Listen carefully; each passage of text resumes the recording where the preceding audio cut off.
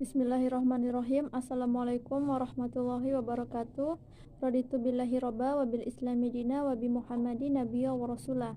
Asyhadu an la ilaha illallah wa asyhadu anna muhammadan abduhu wa rasuluh, amma ba'd.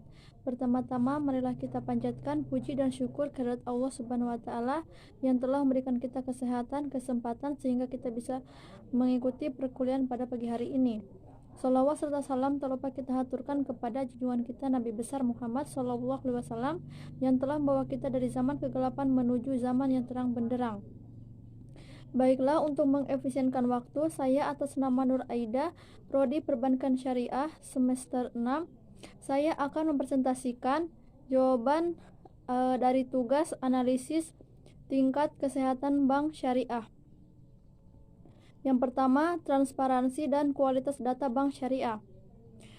Transparansi merupakan prinsip menciptakan kepercayaan timbal balik antara pemerintah dan masyarakat melalui penyediaan informasi, dan menjamin kemudahan di dalam memperoleh informasi adalah suatu kebutuhan penting masyarakat untuk berpartisipasi dalam pengelolaan daerah. Berkaitan dengan hal tersebut, pemerintah daerah perlu proaktif memberikan informasi lengkap tentang kebijakan dan layanan yang disediakannya kepada masyarakat. Dengan adanya transparansi, pemerintah yang ditunjang dengan hukumnya yang jelas akan menambah wawasan dan kepercayaan masyarakat terhadap penyelenggaraan pemerintahan yang bersih. Kualitas data adalah level data yang menyatakan data tersebut akurat, lengkap, timely, sesuai dengan semua kebutuhan peraturan bisnis yang relevan. Kualitas data adalah bagian dari tata kelola data. Kualitas data mempunyai pengertian tentang kelengkapan dan kekurangan data. Selain itu, kualitas data juga berhubungan dengan konsistensi dan ketepatan waktu. Yang selanjutnya, tata cara penilaian tingkat kesehatan bank umum syariah dan unit usaha syariah secara individual maupun konsolidasi. Tata cara penilaian tingkat kesehatan bank umum syariah dan unit usaha syariah secara individual.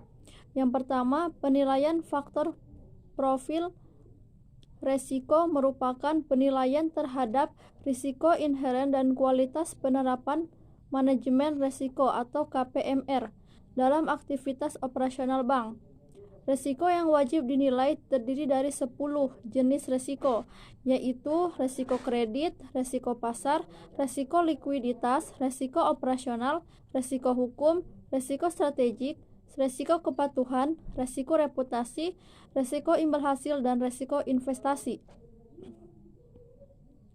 Yang kedua, penilaian faktor good corporate governance bagi bank umum syariah merupakan penilaian terhadap kualitas manajemen bank atas pelaksanaan 5 prinsip good corporate governance, yaitu transparansi, akuntabilitas, pertanggungjawaban, profesional, dan kewajaran.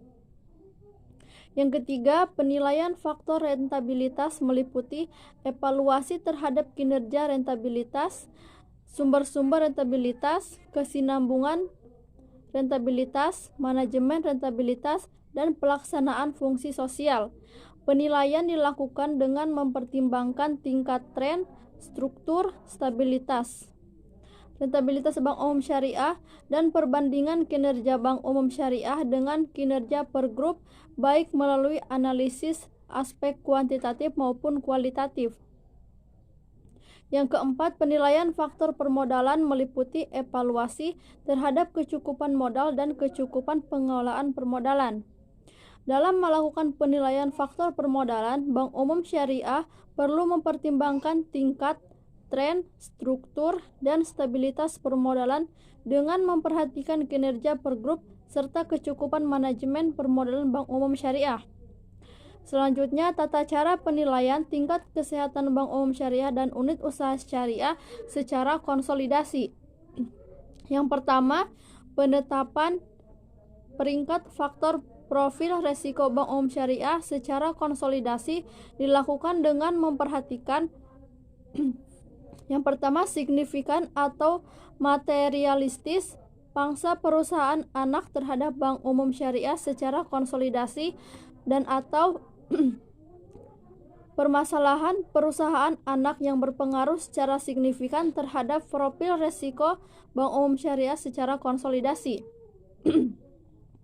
Yang kedua, penetapan peringkat faktor good corporate governance secara konsolidasi dilakukan dengan memperhatikan yang pertama signifikan atau materialistis pangsa perusahaan anak terhadap Bank Umum Syariah secara konsolidasi dan atau permasalahan terkait dengan pelaksanaan prinsip-prinsip good corporate governance pada perusahaan anak yang berpengaruh secara signifikan terhadap pelaksanaan prinsip-prinsip good corporate governance.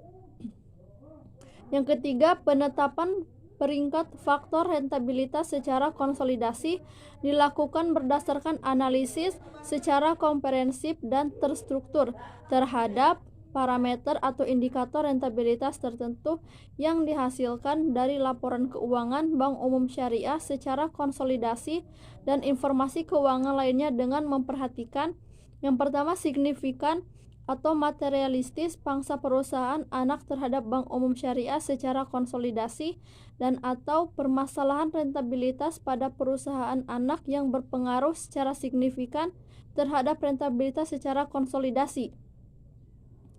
Yang keempat, penetapan peringkat faktor permodalan secara konsolidasi dilakukan dengan mempertimbangkan profil resiko berdasarkan analisis secara komprehensif dan terstruktur terhadap parameter atau indikator permodalan tertentu yang dihasilkan dari laporan keuangan Bank Umum Syariah secara konsolidasi dan informasi keuangan lainnya dengan memperhatikan yang pertama signifikan atau materialistis pangsa perusahaan anak terhadap Bank Umum Syariah secara konsolidasi dan atau permasalahan permodalan pada perusahaan anak yang berpengaruh secara signifikan terhadap permodalan secara konsolidasi. Selanjutnya, hubungan analisis risiko dengan pengawasan bank syariah.